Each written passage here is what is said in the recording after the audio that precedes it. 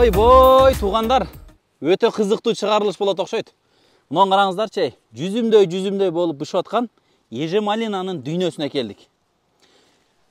Ассаламу алейкум, урматтуу биздин көрүүчүлөр, жалпы катталуучулар, жалпы Тез кабар, Кейжи кабар, Эл кабар каналдарынын көрүүчүлөрү. Биз бүгүн учурда Бишкек шаарынын өйдөңкү тарабы совхоз Алатоого келдик. Бул жердеги Кубаныч байкени жакшыраак билесиздер. Биз Кейжи кабар каналынын аркылуу мына ушул байкени еже малина, же болбосо кадимки өзүбүз жакшы билген малина көчөттөрүн саткан, мөмө жемиштерини саткан мына ушул багбан байкебизди жакшы тааныйсыздар. Биз дагы бир ирет бүгүн чарбадан кабар алайлы деп Абдулбасит келсең буйрса дагы жакшы жаңылыктар, жакшы ачылыштар болуп атат. Бир кызыктуу маек куруп элге бир жакшы маалыматтарды жеткирели дегендиктен биз бүгүн ушул бакка кайра келдик. Бул еже малина дүйнөсү туугандар. Биздин азыбыз мына артыбызда турган мына ушул баары ежевика. Буну ар бир жерде ар кандай атайт. Кээ бир жерде ежевика дейт, кээ бир жерде еже малина дейт, кээ бир жерде кара малина дейт. Ар ким ар кандай атайт. Кандай болгон чакта дагы бул өтө баалана турган, спросту аябай жакшы жараткан мөмө болгондуктан буга көпчүлүк кыргызстандыктар өтүп баштады. Себеби буну бир гана Кыргызстан үчүн эмес, балким экспортко аябай жакшы талап бар. Бүгүнкү күндө деле 300 сомдон өйдө 1 килограмм баасы. Андыктан эми өзүңүздөр элестетиңиздер, пикке чыккан кезде 500 сом, 600 сомго чейин чыккан күндөр болот экен. Ассаламу алейкум. Алейкум салам. Кантип кандайсыз? Иштериңиз жакшыбы? Жакшы. Куш келипсиңер. Кыйналбадыңызбы? Артап келипсиз го быйыл? Иш катуу болду дейм. Күн ысык болот. Күн ысык болот да. Куш келипсиңер, кандай жаксыңар? Жакшы, шүгүр. Өзүңүз? Мына жагыңызда жок эле го былтыр келгенибизде. Өсүп, уже бак болуп калыптыр го. Бул канча жылдык көчөттөр мыналар? Бул жер Абдулбасит былтыр тиккенбиз. Просто мен силерди чакырганымдын себеби элге көрсөтүп коелу деп, элден көчөттөрдү алышып атат. Ошолорго бир өздөрү практически келе албагандар, келгендер көп болду, бул жерге келип көргөндөр. Келе албагандар ушу немеден болсо, интернеттен болсо да мындай көрсүн деген максат менен силерди чакырдым. Бул былтыркы көчөт, былтыр кичике болчу тарткан эмеспиз, бирок быйыл түшүм бере баштады. Түшүмдү көрүп турасыңар. Азыркы убакытта ушул кезде баасы 315 сом болуп атат. Бул оптовый ценасы жайынан. Жайынан. Россия, Казакстанга кетип атат. Бул сортту Лахте деген сорт. Анан бул башка сорттор менен айырмаланып, бул сорттун немеси аябай транспортабельный экен. Уже биз бир жака жөнөтсөң иштеге болбойт. Практически көрдүк. Азыр биздин Кыргызстан бул немени жей албайт экен. Кедеде бул биздин Кыргызстандын немесини кеде бир 20% иштетсе, 80% бул сыртка кетет экен, экспорт болот экен. Экспортко ылайыкташкан бул неме сорт экен. Эгерде көбүрөөк тигип алгандар болсо, бул түшүмдүүлүктөн кичине тергенде кечигип кетет экен дагы, бир жумага чейин өзүнүн немесини кармайт экен. Бир жума чейин түшүп калбай, эрип калбайт, эзилип кетпейт. Ошонун немесиде бул мындай жакшы бааланат экен. Анан бизде Кыргызстан ушу ежевиканы тег эле ежевика болобу, малина болобу, сладкийди жакшы көрөт экен. Кислый эмес. Булардын кислый сорттору да бар да. Бул сладкийге киреби? Бул сладкий сорт. Бирок майдараак болот. Майдараак болгондо да малинадан чоң болот. Бирок аябай транспортабельный. Будан да чоң сорттору бар. Алар бирок транспортабельный жагы алардыкы слабыраак болот. Өзүнө өзү кармай албайт деген. Кармай албайт. Алар жумшак болот, алар эзилип кетет алар. Ички рынокко жакшыраак экен да алар? Ички рынокко жакшы. Терип эле сатып бергенге. Терип эле сатканга жакшы. Жакшы. Демек бул 2 жылдык көчөт болсо, мунаны караңыздар, туугандар. Мына уже баякы алма куюлуп өсөт го. Мына даже чоңой эле экен дагынчы. Мына караңыздар, сабагы жатып калыптыр. Машалла, мына караңыздар, королорун караңыздар. Бай, бүт эле ушундай го, мына караңыздар. Сону мынанын ичине караңыздар, мына астын көрүп атасыздарбы? Бул жүзүм сымал болуп өсөт экен, мындай аябай. Бул бышып аткан кезде Абдулбасит, бышып аткан кезде мындай аябай чоңойот. Ошого кичинерип туруп, бышып аткан кезде чоңойот.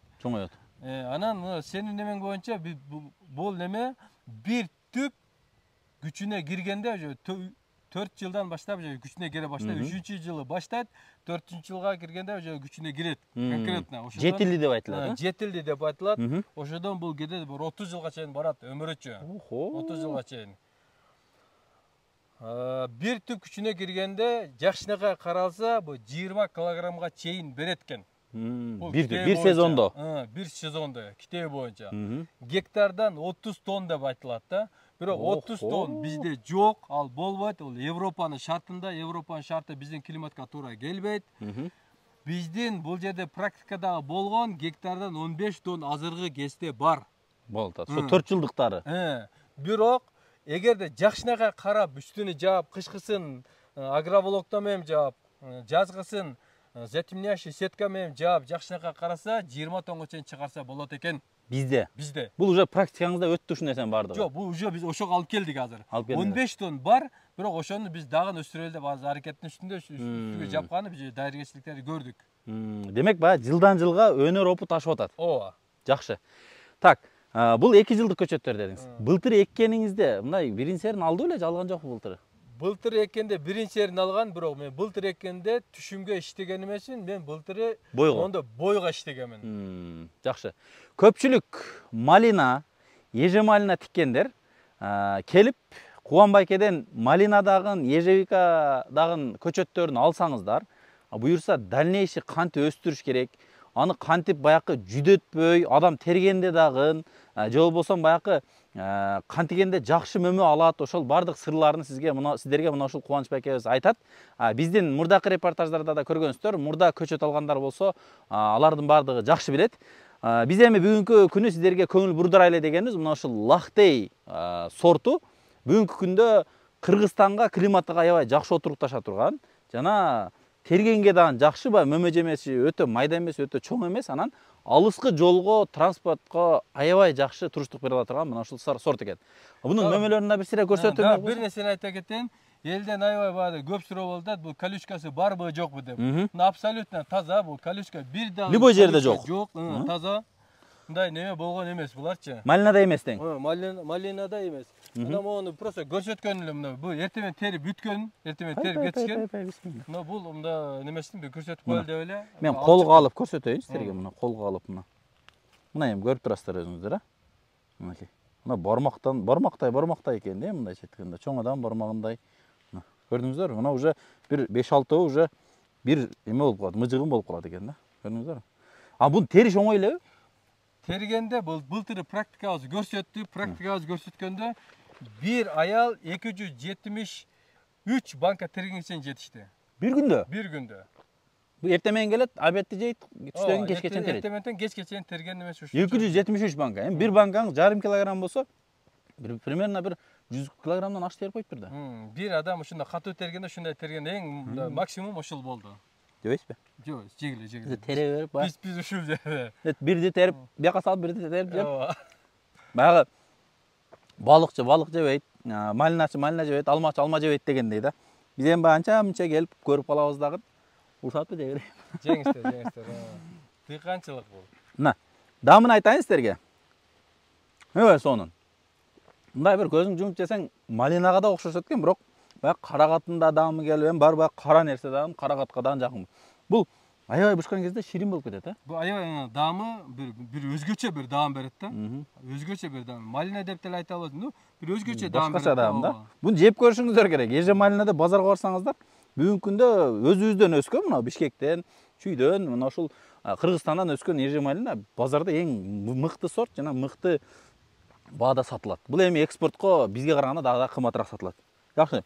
Бул аябай көп болуп өсөт мына. Көрүңүздөрбү? Бир сабактыкын эле караңыздар, жүзүмдөй алат да. Эгип, мына ушундайларды эгип сиздер дагы сатыңыздар, туугандар. Бул 2-жылдык болуп атат. Эгерде 3-жылдык, 4-жылдык өткөндө ал вообще башкача болот ал. Анда укмуш болот ал. Мен бир уктум да, Кубан. Бир адам эже малина, баягы малина кылат экен да. Көчөтүнөн эле актап коет дейт го, сатсачы. Көчөтүнөн эле сатса актап коет дейт. Ол өзүнүн расходунчу. Эл азыр ушул немеге басым коюп аткан вакыт. Ооба. Азыр эми ушул көчөткө басым коюп, көбөйтүп аткан вакыт болуп атат. Жакшы экен. Климат Кыргызстан боюнча кайсы жер эң жакшы болот экен мунуга?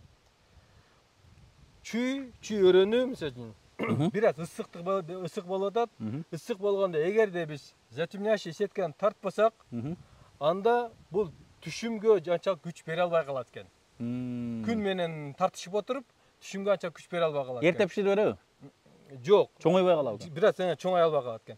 эгер затемняющий сетканы тарта турган болсок, могу полный мощтуу, күчтүү түшүмгө бергенде анда бир урожай дагы көбөйөт экен да. Ушул практиканы көрсөттү бизге. Эми буну да жылдап отуруп, ар нерсе кылып көрүп отуруп билдиңиздер да.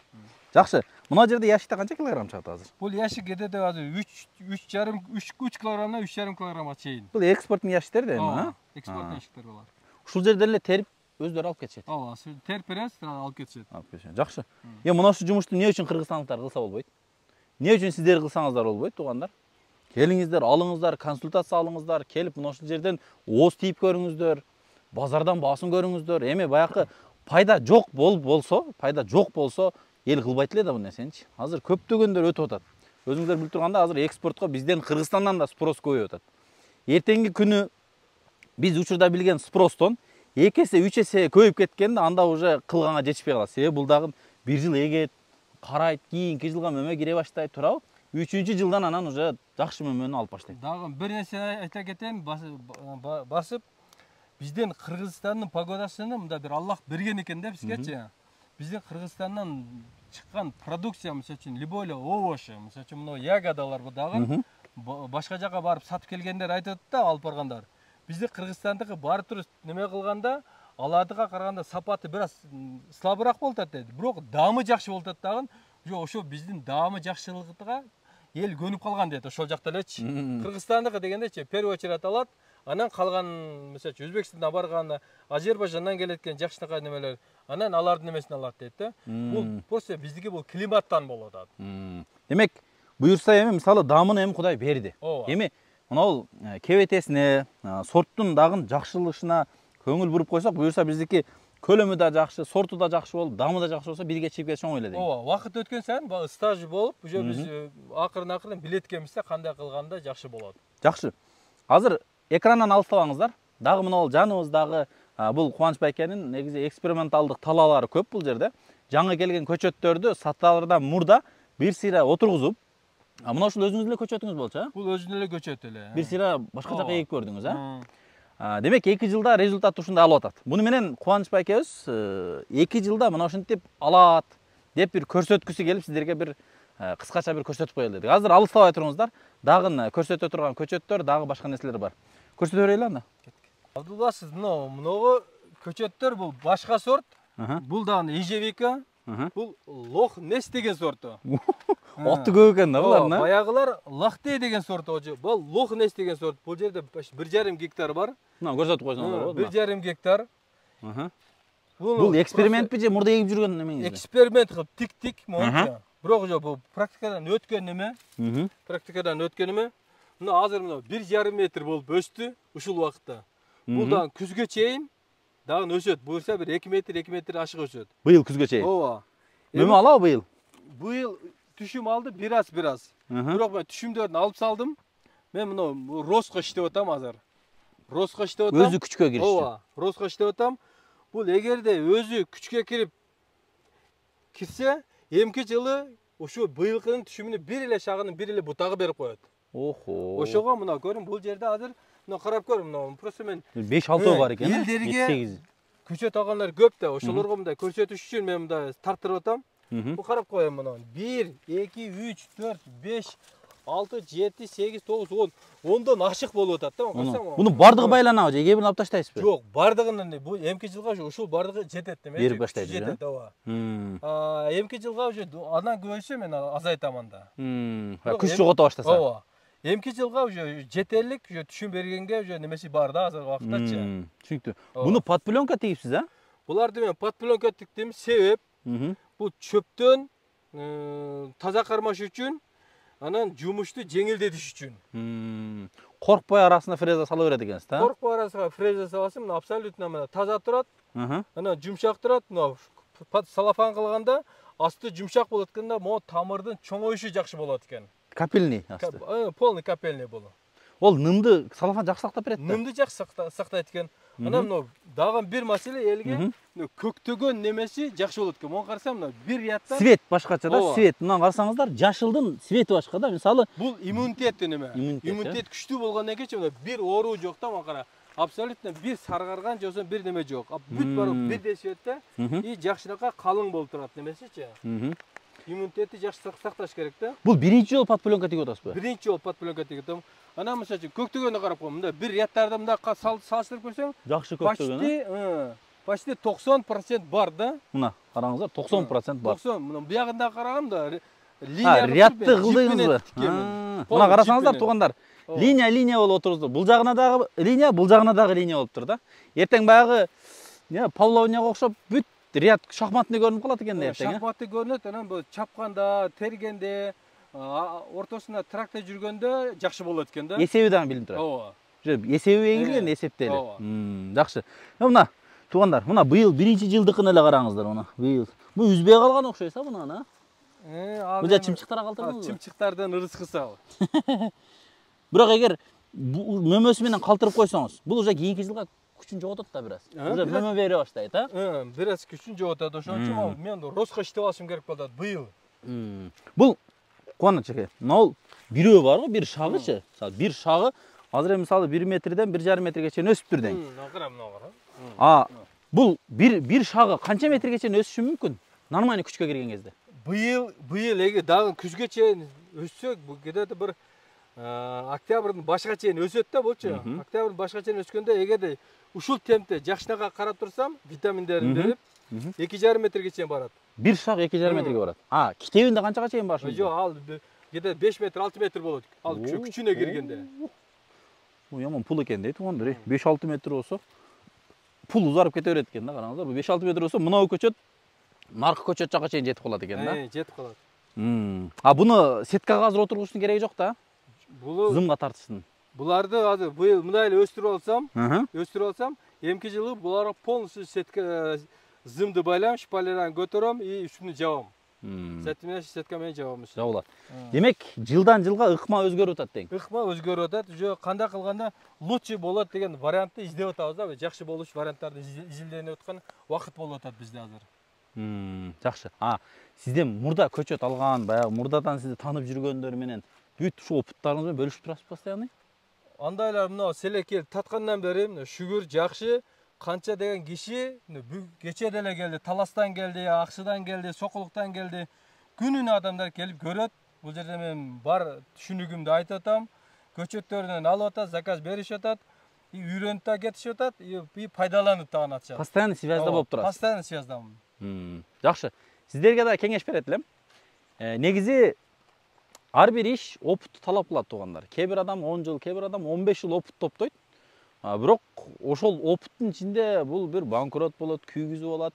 Эми көптөгөн нерселер бул опыт менен келе турган нерсе да. Ошондуктан эгерде тезинен жакшы убытка болбостон кирешиге чыгам, мына ушундай малина, ежевика отургузуп десеңиздер, биз номерлерди калтырып коебуз. Кубаныч байке номерлери.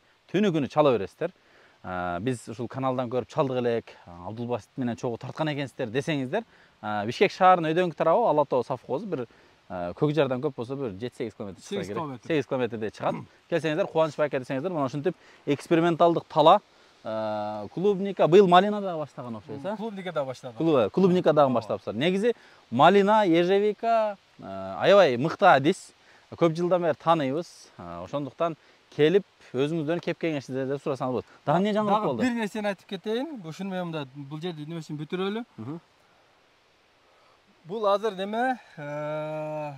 Лохнес. Лохтай деген сорту бир аз жумшагыраак болот, Бирок даамдуулугу аябай жакшы даамдуу, чоң болот, бирок жана лохтайда эмес. Транспортабельность жагы 1-2 күндүк бул кичине слабыраак болот. Муну аябай расчет алып терип жөнөтүш керек экен да. Пол мисалы үчүн бышты бышканда эле сразу терип жөнөтүш керек. Наркы канча жумага чейин карап турат экен? Жана сенин сөзүңдү баса эле белгилеп кетейин. Биз ушул убакытка чейин ушул нерсени үйрөнүш үчүн биз канча жолу артка кеттик, кыйналдык, түшүнбөдүк, сурасак эл билбейт. Муну эми азыр биз жок кандай кылганда кандай болот, биз бүт бардык жолун түшүнүп калдык. Дыйкандардын бир немеси бар. алдыга өсөм деп турган болсо 4 нерседен жаңылбаш керек. Мгм. Биринчиси жери жакшы болуш керек. Мгм. Экинчиси суусу нормальный болуш керек. Мгм. Суусу мындай суудан калтырбаш керек. Үчүнчүсү сорт. Эмне Сөзсүз түрдө. эмне тикпесин? Малина тиге, эжекке тигеби, клубника тиге сорттон жаңылбаш керек. Мгм. Төртүнчүсү бул бир түшүнгөн, бир агроном, бир билген киши менен постоянно советтешип, акылдашып иш тутса, экинчи жылга келгенде түшүмгө кирет буюрса. Буюрса. Демек, баягы үмүтүңүздөр, каалоо, аракетиңиздерди акташ үчүн демек ушу 4 нерсеге көңүл бурушуңуздар керек экен туугандар. Аны сиздерге айтып кетти. Биз дагы башка нерселерди дагы бүт көрсөтөлү, жүрүңүздөр. Азыр бул жакта клубниканы баягы ыкма менен кылыпсыз, затемняющий.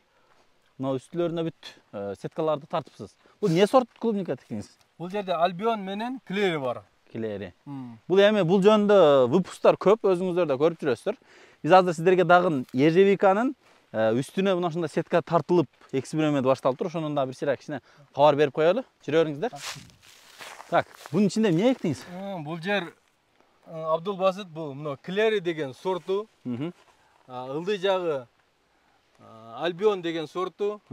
Монда затемняющий сетканы тарттык. Монун пайдасы аябай чоң экен. Моңолору күйгүшпөйт экен неменичи? И түшүм аябай жакшы болот экен моңдачы. Бу Тап-таза го, Тап-таза.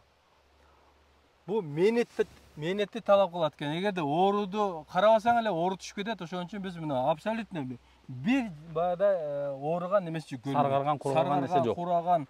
Анан бардыгы мисалы үчүн карап кой. Бардыгы өз немесин бар чыккан. Барычы. Бир да бош жер жок. Канчалык өсүш керек болсо ошончо өскөн дейм. Ооба. Анан ушундай кылып карай турган болсо, жанагы айтылган китептегидей түшүмдү алат кишилер. Анан бул жакта баягыдай эмеспи?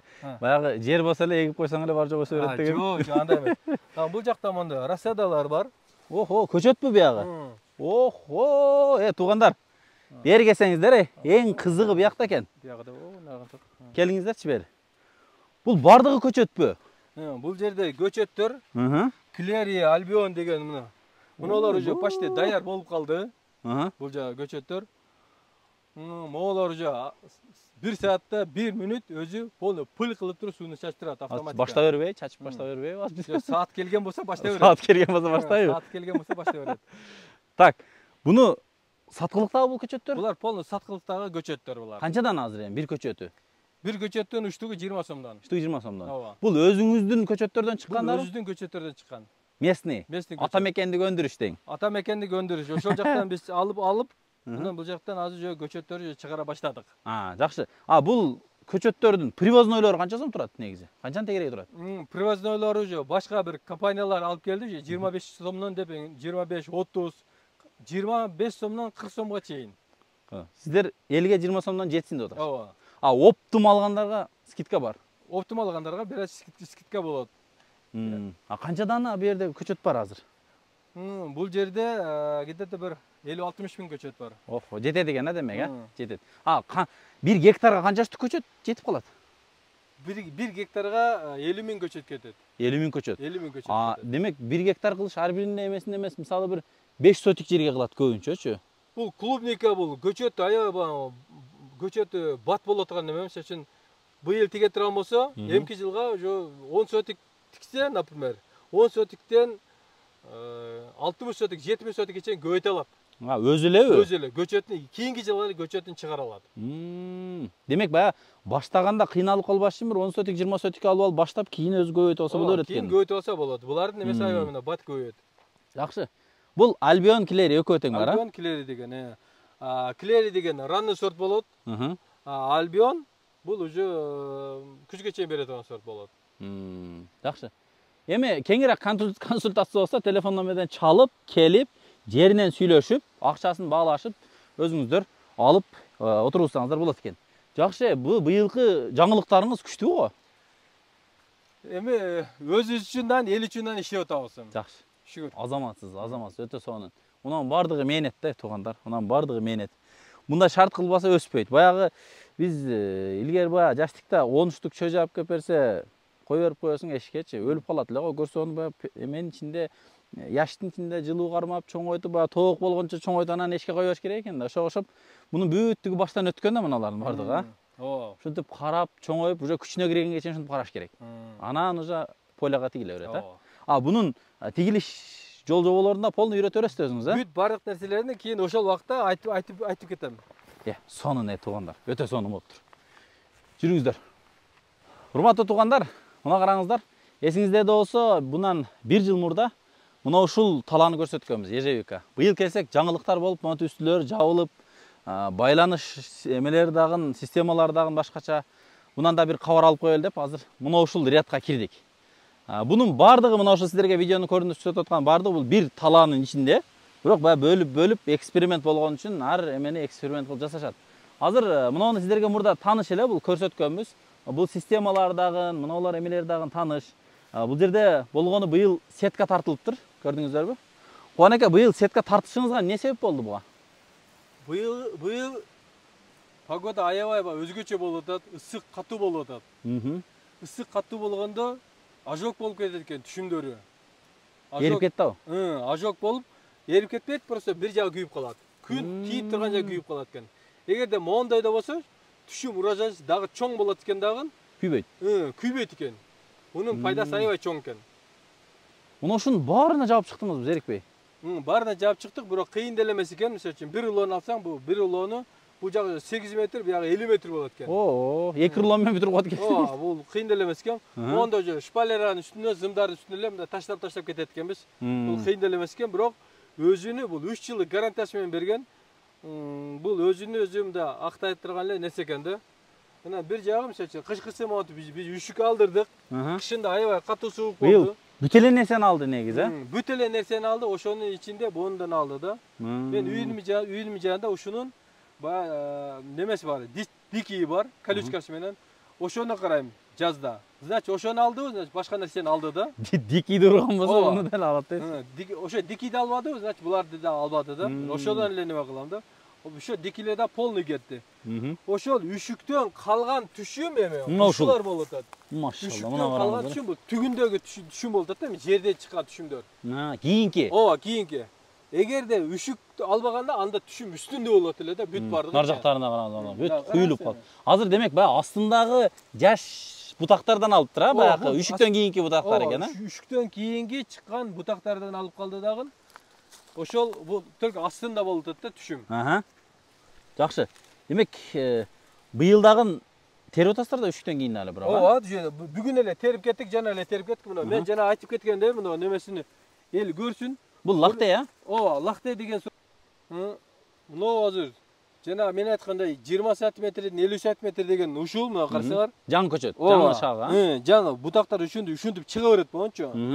Мына азыр кетет 50 сантиметр барбы? Бар, 50 сантиметр бар. Эми түшүмүнө карайм. Ушинтип ар бир немеде ушинтип эгерде жакшы караса немесин бутактап чыга берет да бул немесичи. Түшүмдөп. Түшүнүктүү. Демек мына жерде жаткандар бүт баягы жаңылар экен да булар, үшүктөн кийингилер. Үшүктөн кийинки жаңылары. Мына терилбей каптыр мына караңыздар. Унутуп койгон окшойсуздар да коем. Көрбөй калганбыз. Ширин да, сону мынаны бир базардан алып жеп көрсөңүздөр, анан эмне үчүн эл талашат билесиздер да. Ширин. Мурдагыдай эле капельный? Мурдагыда бизде полный капельный боюнча айтып өткөнбүз. Анан сурай турган кишилер болсо, келсе биз түшүндүрүп беребиз капельный боюнча да кандай жакшы жасаш керек. Кубаныч ака, быйылга көчөттөр барбы жокпу? Же очередь болобу эми, кандай болот? Күздө да эми, Быйылга да жок, азыртадан эле көчөттөргө келип атат кишилер. Кимге көчөт болсо, келе берсин, келип заказын берип кетсе, ошого карап эртең күзүндө жасап беребиз. Канчадан эми мына Лахтей, Лахнесте эми жаңы отургусуз. Мына Лахтейдин көчөттөрү канчадан болот азыр? Эми ал объемга жараша неме кылабыз аны? Определенный бир бага токтойбуз. Ооба. Көп болсо арзаныраак. Негизи канча сомдон башталат негизи көчөттөрү? 70 сомдон. 70 сомдон башталат. Ошо көчөттү бир жылдан кийин канча жыл актап коюш мүмкүн? Эми ал өзүнүн мээнетиге жараша. Өстүрүп, айтылгандай кылып караса актайт. Сенде өзүнүн неме жакшыга караса, ал бир 10 сотиктеги жер, өзүнүн огородунда 10 сотиктеги жер бир семьяга жакшы караса, кенен өзү ошо семьянын расходуга жетет. Эми ошондон да түшүнүп койсоңуздар болот да эми. Эми расход дегенде баягындай өтө баягындай байлардын расходу эмес, орто жашоодогу адамдын расходуна жетет. Той топур башка. Эми буну сезон карайсыздар туугандар. Кышкысын эми бул мөмө бербейт. Кышкысын жакшы упаковкалап, көмүп, байлап, жылуу кармап коет. Туурабы? Сетка кышында алынып алынбайбы? Мону уже эрте биз сентябрдан алабыз. Чечип иштейсиз, Сентябрдан алабыз. Уже мо чилде киргенде моолорду жабабыз эмичи. Уже ушуга полный расход болот. Бирок жапкандан коркпош керек, бул өзүн өзү актайт. Эгерде жапканда кайда жакшы турат экен дагы, эмки жылга түшүмдүү болушуга пайдасы тиет экен. Үстүн жабасыздарбы буну? Жок, моолорду пол жерге мурдакыдай эле көмөсүз. Агроволокна менен жаап кетебиз. Кубаныч ака, мына ушуну ушундай кылбайлыбы? Кандай дедиңиз? Быйыл кышта сиз кантип сактайсыз, ушу бир ыкманда көрсөтпөйлүбү элге? Кандай дедиңиз? Сен ар ким ар кандай сактайт, анан баягы кээ бирөөнүн 1 гектар жери бар. Багантип күйүп калбаш үчүн бир кышта кантип ыкма менен сакташ керек, бир көрсөтпөйлү жеринен. Кандай дедиңиз? Макул, бир көрсөтөлү. Бирок мына былтыркы немеде биз ушундай таштаганбыз. Бирок бир дагы жалбырагын үшүк алган эмес. Мурдагы жылы. Быйылкысында мына быйылкы 2022 кышкысын кыш катуу суук болду, анан жазында 3 жолу заморозка болду. Эң опасный жери мына уже эң өсүп калганда, уже ошондо бир 30% кышкысын үшүк алган болсо, кийин жазда калган процент полный эле үшүк алып кетти да, 3 жыл заморозка жүрдү. Бул эң опасный жери, мончолук көтөрүлүп калганда, жан кирип калганда. Өрүк гүлдөп калганда -5ке барса, өрүктүн гүлүн алып кетет го. Бул деле ошол сыяктуу. Жан кирип калгандан кийин -5ке барганда уже болду, кетти. Аны эчтеке кыла албайсың. Ооба. Ошол убакта мындай жаап берген болсо, агроволокна менен жаап койсо болду. Ал өтпөйт, ал суукчу. Жакшы. Анан жапкан турабы мына Абдулбасынын немесиге не берип кетем, мону биз байлап атабыз, мына көрүнүп атабы мына. Ооба. Биз байладык. Зымга байладык. Зымдан чечип эле ушул топту бияка жаткырабыз, моуну бияка жаткырабыз. Экөөнү монтип эле жаткырып туруп, үстүнөн эле агроволокнаны жаап кетебиз, болду. Мындай. Ооба. Парникке окшотуп эле жаап кое бересиз. Парник сыяктуу кылып эле жаап коебуз, болду. Ошо менен кышта сактала берет. Жаныга мо топурактан эле таштап кетебиз, шамалдан агроволоктон көтөрүлбеш үчүн. Түшүнүктүү. Жакшы. Жыйынтыктай беребиз онда. Жыйынтыкталык, болду. Сиздер Кубаныч аканын агрофермасын көрдүңүздөр. Мына ушундай мээнеттер дагы болуп атат. Сөзсүз түрдө мээнетти Алла таалам текке кетирбейт. Кудайдан сурап, биринчиден жакшы ниет менен, жакшы ой менен, үй бүлөңүздөр менен кеңешип, туугандар менен кеңешип, мына ушундай жумуш кылып атат элем, мына ушундай деп келип жеринен көрүп, мынтип кармалап көрүңүздөр. Бул муляжбы же чындап эле ушундай ежеман эле ушинтип алабы? Келип өзүңүздөр көрүп, консультацияны алып, көчөттөрүн алып, кантип караш керек, бардыгын ушул Кубаныч ака менен сүйлөшүп кыла бересиздер. Биздин милдет көрсөтүп сиздерге мына ушундай дыйкандар бар экендигин жеткирип коюу. Калган чечимдин баары өзүңүздөрдө.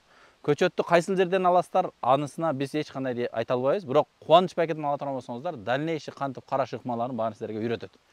Кубаныч ака, өзүңүз жыйынтыктап коеюн. Жыйынтыктап толуктап кетейин. Бир кызык жери бар, Бул дыйканчылыктын немеси алдай албайт экенсиң да, мончу.